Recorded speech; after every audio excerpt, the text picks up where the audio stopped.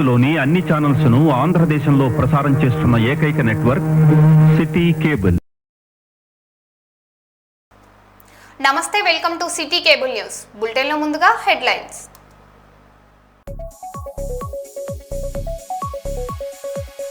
పెంచిన gas, petrol, diesel ధరలను ప్రభుత్వం వెంటనే ఉపసంహరించుకోవాలి. తెలంగాణ రాష్ట్ర మహిళా కాంగ్రెస్ అధ్యక్షురాలు ఎర్రబెల్లి స్వర్ణ.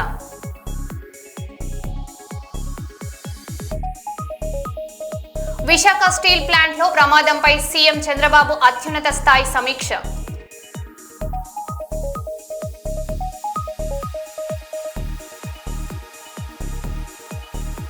కాంగ్రెస్ ప్రభుత్వంపై సిపిఐ ఎమ్మెల్యే కూనంనేని సాంబశివరావు తీవ్ర విమర్శలు.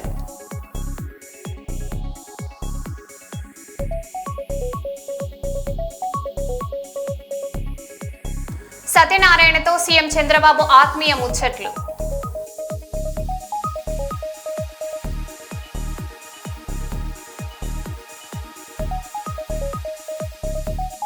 జనగామ జిల్లాలో వానకొండయ్య మైనింగ్ పై బీఆర్ఎస్ నేతల మీడియా సమావేశం.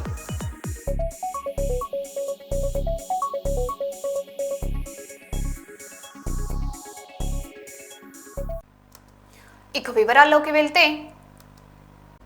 జనగామ జిల్లా పల్లగుట్ట గ్రామంలో విద్యుత్ సబ్స్టేషన్ల ప్రారంభోత్సవం, శంకుస్థాపన కార్యక్రమం జరిగింది. ఉప ముఖ్యమంత్రి బట్టి విక్రమార్క పాల్గొని 60.62 కోట్ల పనులను ప్రారంభించారు. కొత్త సబ్ స్టేషన్లతో 60,000కు పైగా వినియోగదారులకు ప్రయోజనం కలిగిందన్నారు. ఈ కార్యక్రమంలో ప్రజాప్రతినిధులు, అధికారులు పాల్గొన్నారు.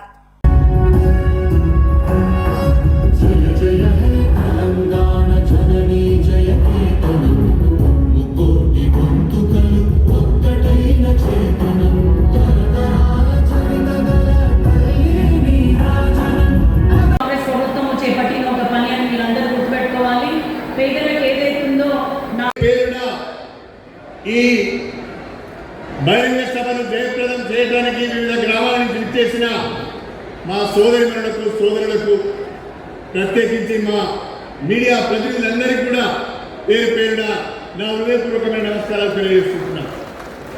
చాలా సంతోషంగా ఉంది. మండు టెండలో ఇంత పెద్ద సంఖ్యలో తరలి వచ్చారు.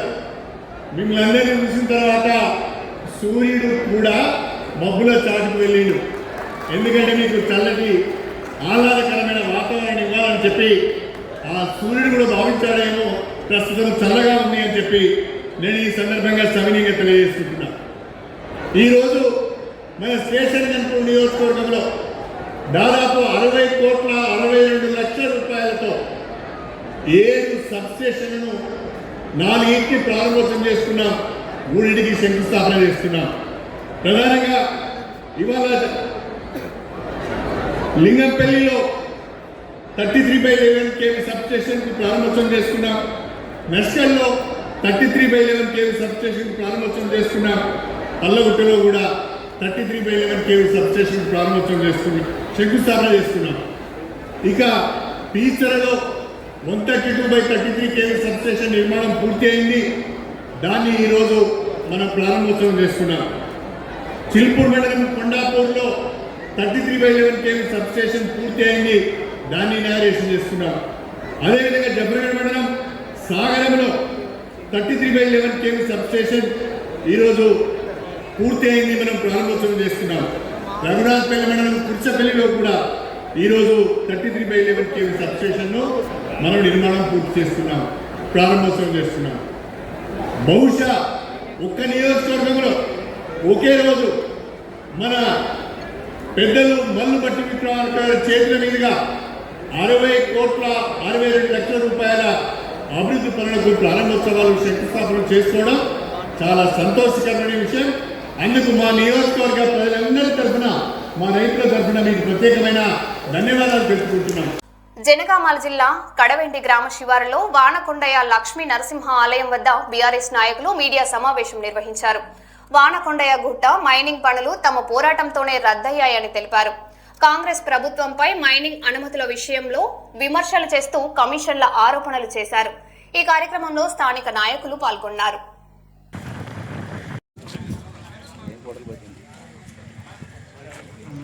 వానకొండయ్య లక్ష్మీ నరసింహ స్వామి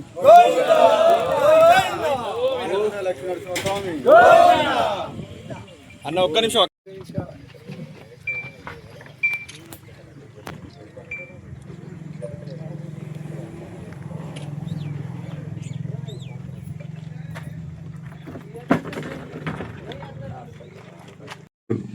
అసలు ఆ గుట్ట మీదకి మీరు ఓడే తప్పని చెప్పి మా మీద ట్రస్ట్ పాస్ కేసులు పెట్టిన తర్వాత మేము దయాకర్రావు గారు నోటీస్కి తీసుకుపోవడం జరిగింది. ఇట్లా జరుగుతుంది సార్, ఏం చేద్దామని.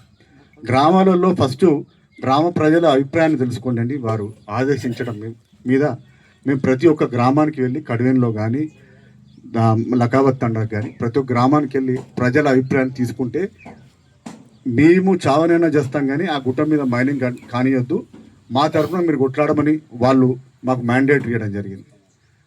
తర్వాత మీ అందరికీ తెలిసిందే, అందరం కలిసి వెళ్ళి కలెక్టర్ గారికి అది మెమరాండం ఇవ్వడం జరిగింది.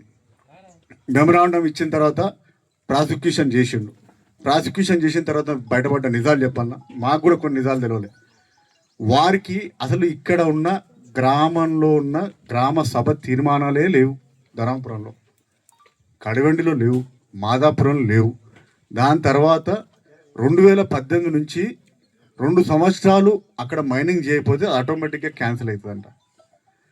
దాని తర్వాత ఏం జరిగింది, జిఎస్టీ రిటర్న్స్, ఐటీ రిటర్న్స్ ఏమీ లేకపోగా నెలకి ఇంటర్వ్యూ ఇచ్చుకుంటా అది లక్ష్మీనరసింహస్వామి వానకొండ గుట్టనే, కానీ దాని మీదకి పోతే కేసులు అయితే అండి అని చెప్పి ఆమె భయభ్రాంతులకు గురి చేస్తూ ఉంటుంది. దాని మీదకి పోతే కేసులు అయితే మా సీఏ గారట వాళ్ళ సీఏ గారట 50,000, అంటే వాళ్ళ సీఏ గారు ఏందో నాకు అర్థం కాలేదు. ఫస్ట్ సీఏ గారట 50,000 ఫైన్ కట్టినంట ప్రొటెక్షన్ ఇవ్వనందుకు. ఏది ఈ గ్రామసభ తీర్మానం లేనిది ఎంఆర్ఓ ఆఫీస్లో సర్టిఫికేట్ ఉందని చూపెట్టాడు. ఎంఆర్ఓ ఆఫీస్లో వెరిఫికేషన్ చేస్తే ఆ సర్టిఫికేటే లేదు, వాళ్ళకి పర్మిషన్ ఇచ్చినట్టుగా. అసలు మార్కింగే లేదు, ఏ కాగితాలు లేకుండా హైకోర్టు నుంచి ఏదో వచ్చిందంట, ఫైన్ కట్టిందని చెప్తుందామె. ఎందుకు ఇట్లా చేస్తుందని మేము కూడా తరోగా వెరిఫై చేయడం జరిగింది. అసలు మీ టెక్నికల్ గ్రౌండ్స్లో ఎంతసేపు ఆ టెక్నికల్ గ్రౌండ్స్లో మాకేమర్థమవుతుందంటే వాళ్ళకి పర్మిషన్ ఉందేమో అని మేము కూడా అనుకున్నాం. వాళ్ళు పర్మిషన్ తెచ్చుకున్నది ఒక సర్వే నెంబరు, మైనింగ్ చేసేది ఒక సర్వే నెంబరు, ఎక్కడ కూడా హద్దులు లేవు. ఒక ఫ్లాగులు కానీ 10 ఎకరాలకు తెచ్చుకున్నా అంటారు ఆ సర్వే నెంబర్లో. ఆ ఫ్లాగులు ఎక్కడ బౌండరీ వాల్స్ కట్టలేదు. మనం లేకపోవడం, పర్మిషన్ ఇచ్చిన 2 సంవత్సరాలు అయినా స్టార్ట్ కాకపోవడం అని క్లియర్గా కలెక్టర్ గారు వారు నోట్ ఫైల్ ఇచ్చిండు. ఎందుకు క్యాన్సిల్ చేసిన దాంట్లో దయాకర్రావు గారికి, మా ఆనంద్ గారికి పంపించండు. నేను ఈ ప్రాంతానికి నువ్వు మంచి చేయకపోయినా పర్లేదు, ఇక్కడ ఉన్న సహజ వనరుల మీద నీ దోపిడీ ఆగాల. గత 3 సంవత్సరాల నుంచి మా యొక్క నాయకులు ఉష్కనాపితే జనువంతో, దొంగ వెంచర్ అంటే జనువంతో, ఇటాచి మిషన్లు దింపి దేవరపురలో కానీ రంభోజిగూడలో కానీ ఎదుర్కొని కేసుల పాలే మా నాయకులు జైలుకి పోయి కదా మేము ఆపింది. మీ అందరికి తెలియాల్సిన విషయం ఒకటే, ఈ వానకొండ లక్ష్మీనరసింహస్వామి ఎంత పవర్ఫుల్ అంటే దీని చుట్టూ ఉన్న సర్పంచ్లంతా టీఆర్ఎస్ పార్టీ గెలిచింది. అదే మా నిబద్ధత. దేవుని గుట్ట చూడండి, పొట్టిగుట్ట చూడండి, లకావత్ అంట చూడండి, కడివెండి చూడండి, దీనికి ఏదైతే దీని చుట్టూ ఉన్నది కూడా ఆ దేవుడు ఆశీస్సులతోటి మేము గెలుచుకోగలిగినాం. ఆ దేవుడు మా మీద ఒక విశ్వాసం పెట్టిండు. భవిష్యత్తులో నా గుట్టనే వీళ్ళు తొవ్వే ప్రయత్నం చేస్తారు, నా భక్తులుగా మీరు కొట్లాడాలని చెప్పి ఇలా వానకొండే ఆశీస్సులతోటే. కాంగ్రెస్ ప్రభుత్వంపై సిపిఐ ఎమ్మెల్యే కూనంనేని సాంబశివరావు ఉచితపడ్డారు. బంగారు గుడ్లు తీసుకొని బాతుని చంపినట్లు దొరికిన కాడికి సింగరేణి తినేసి మూసేద్దామని కాంగ్రెస్ ప్రభుత్వం చూస్తుందని, 2040 తర్వాత సింగరేణి ఉండదని అధికారులు లెక్కలు చెబుతున్నారని, సింగరేణి నష్టాల్లోకి పోతుందని ఎలా చెబుతున్నారని, 56,000 కోట్ల నష్టం వచ్చిందంటే దానికి కారణం కాంగ్రెస్ మంత్రులు అధికారులేనని విమర్శించారు. చెప్పి ఉన్న మేరకు దాన్ని ఏదో బంగారు బాతు ఉంటే చూసారా, బంగారు బాతు గోడుగుడ్లన్నీ ఒకసారి మింగేద్దాం అన్నట్టుగా, బంగారు బాతు గుడ్లన్నీ ఒకసారి మింగేద్దాం అన్నట్టుగా దొరికిన మేరకు సింగరేణి తినేసి సింగరేణి దొరికిన సంపద మొత్తం ఒకసారి లాగేసేసి సింగరేణికి నష్టాలు వచ్చింది నడవదని క్లోజ్ చేద్దామని కుట్రలు జరుగుతూ ఉన్నాయి. నేను మొన్న చూశాను, 40 తర్వాత సింగరేణి ఉండదని లెక్కలు చెప్తున్నారు నాకు. 40 అంటే ఎప్పుడు ఇవాళ ఈ తారీఖు ఏ తారీఖు 26 అంటే ఇక 14 ఏళ్ళు వేల సింగరేణి ఉండదా? వీళ్ళు పాపాత్ములా, దుర్మార్గులా, పుణ్యాత్ములా, లేకపోతే మనుషులు కార్మికుల కోసం వచ్చిన అధికారులా, లేకపోతే అధికారులు ఇది నడిపేటువంటి మంత్రులు వాళ్ళ స్వభావం ఏంటి?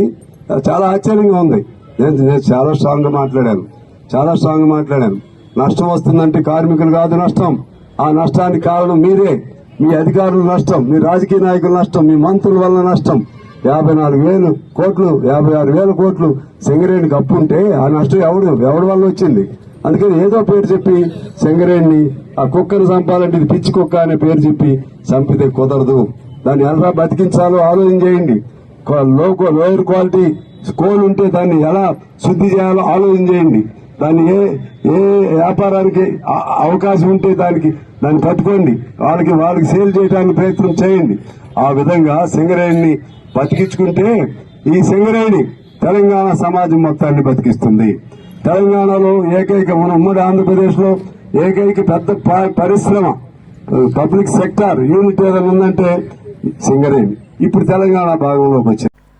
జయశంకర్ జిల్లా చిట్యాల మండలం అందకుతండ గ్రామంలో ఎమ్మెల్యే గండ్ర సత్యనారాయణరావు గ్రామ సభలో పాల్గొన్నారు. తాగునీరు, రోడ్లు, డ్రైనేజీ సమస్యలు పరిష్కరిస్తామని తెలిపారు. మహిళా సంఘం, అంగన్వాడీ భవనాలకు కృషి చేస్తామని హామీ ఇచ్చారు.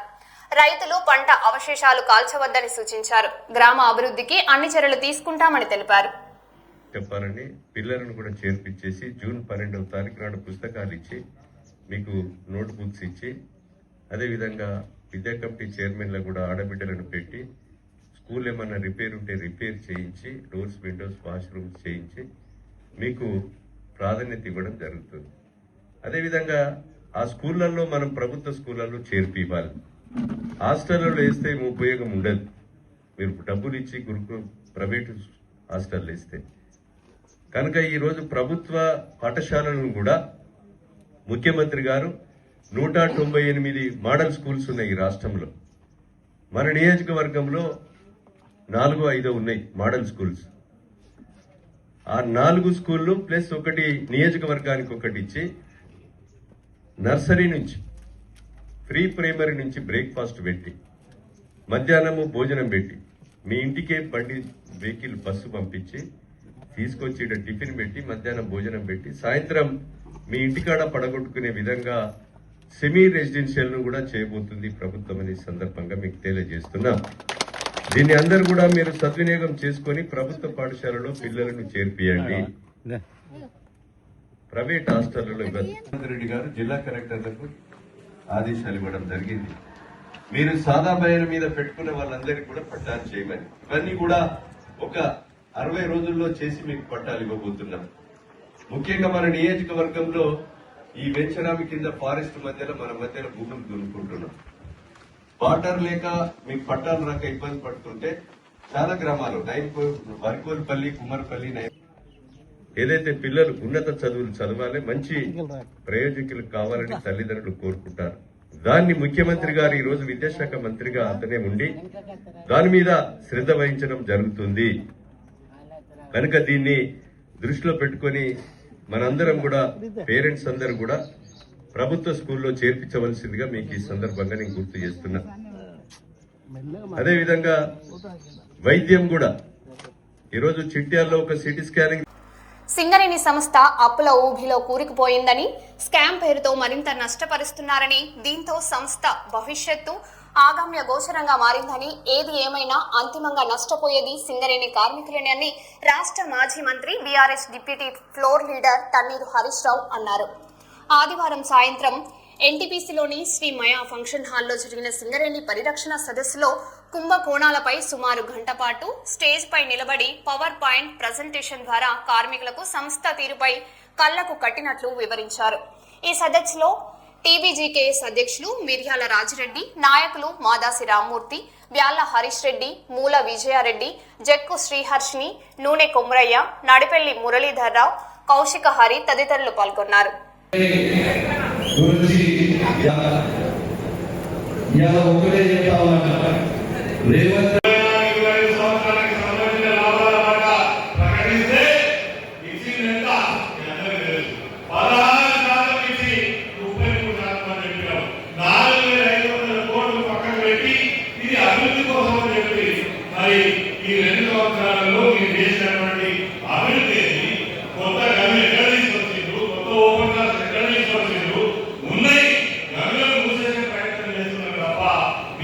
4,500 కోట్లు దేని పెట్టిండ్రు, ఎక్కడ అభివృద్ధి కోసం ఖర్చు చేసేదాన్ని కూడా ఈ సభాముఖంగా చర్చించదలుచుకున్నాం. అదేవిధంగా చాలా విషయాలు ఈ సమయం తీసుకునేటువంటి కాలంగా హరీష్ రావు గారు ఈ కుంభకోణాలుగా ప్రభుత్వం చేస్తున్నటువంటి కుట్రల మీద ఇవన్నీ చేయడం మా కాంగ్రెస్ సోదరులందరికీ తెలిసినట్టయితే ఈ భావాల మీద చర్చ జరగాలి. అందరూ కూడా వీటి మీద విషయాలు తెలుసుకోవాలి. ఈ ప్రభుత్వం కానీ ఇప్పుడున్న మేనేజ్మెంట్ కానీ ఏ రకమైనటువంటి చర్యలు తీసుకుంటుందో అన్ని విషయాలు తెలుసుకోవాలనే ఉద్దేశంతో ప్రత్యేకమైన ఈ సదస్సు నిర్వహించడం జరిగింది. గతంలో అనేక మంది మరి టర్మినేట్ చేయడం, డిస్మిస్ చేయడం, ఆఫ్సెట్ తీయడం అనేటువంటి మనం చూస్తున్నాం. వాటన్నిటికీ మన ప్రభుత్వంలో రక్షణ కల్పించి ఆఫ్సెట్ తీసినటువంటి వాళ్ళందరినీ తిరిగి ఉద్యోగాలు పెట్టినటువంటి ప్రభుత్వం కేసీఆర్ గారు. ఇలా మళ్ళీ జరుగుతుంది. ఇలా మళ్ళీ ఆఫ్సెట్ పేరు మీద వందల మంది తొలగించేటువంటి కుట్ర జరుగుతా ఉంది. మళ్ళీ గోల్డెన్ మైండ్సెట్ పెట్టి ఈ 38,000 మంది కార్మికులను కూడా తొలగించేటువంటి ప్రయత్నం జరుగుతా ఉంది. మొత్తంగా చెప్పాలంటే సింగరేణి సంస్థ మనమే ప్రమాదకరంలో ఉన్నది. అందుకే ఇది ఎవరికో పర్టికులర్ నాయకత్వంలో ఉద్యమ మహానాయకుడు 10 ఏళ్ల కాలంలో ప్రతి సమస్యను కూడా పరిష్కారం చేసేటువంటి ఒక గొప్ప పాలన చేసినటువంటి సందర్భాన్ని మనమందరం కూడా ఇలా గుర్తు చేసుకుంటూ ఉన్నాం. 10 ఏళ్ళు కార్మికులకు ఏ కష్టం వచ్చినా కూడా గతంలో కేసీఆర్ గారు తెలంగాణ తొలి ముఖ్యమంత్రి, కేసీఆర్ గారు మాత్రమే సింగరేణి తెలంగాణకు భూమి బంగారం. ఈ సింగరేణిలో ఉన్నటువంటి ప్రతి కార్మికుడు మా ఉద్యమ నాయకుడు, మా నాయకుడు, మా కార్యకర్త, వాళ్ళందరూ కూడా సమస్యలు ఏ సమస్య ఉంటుందని ప్రతి సమస్యను కూడా ఇక్కడ నుండి పరిష్కారం చేసినటువంటి నాయకుడు కేసీఆర్ గారు. తెలంగాణ రాష్ట్రంలో సింగరేణి సస్యశ్యామలంగా ముందు పోతున్నటువంటి సందర్భంలో దుర్మార్గమైనటువంటి మోసపు మాటలతోని, రేపంచపు ప్రచారాలతోని ఈ యొక్క ప్రభుత్వం, కాంగ్రెస్ ప్రభుత్వం ఏర్పడిన తర్వాత ఈ యొక్క కాంగ్రెస్ లో నాయకులందరూ కూడా ఈ యొక్క పప్పు బాయిలలో మొత్తం నాయకుల రాజకీయ ప్రమాణం ఎక్కువైపోయింది. ప్రతి కార్మికుడు కూడా ఇబ్బందితో పడుతున్నటువంటి పరిస్థితి.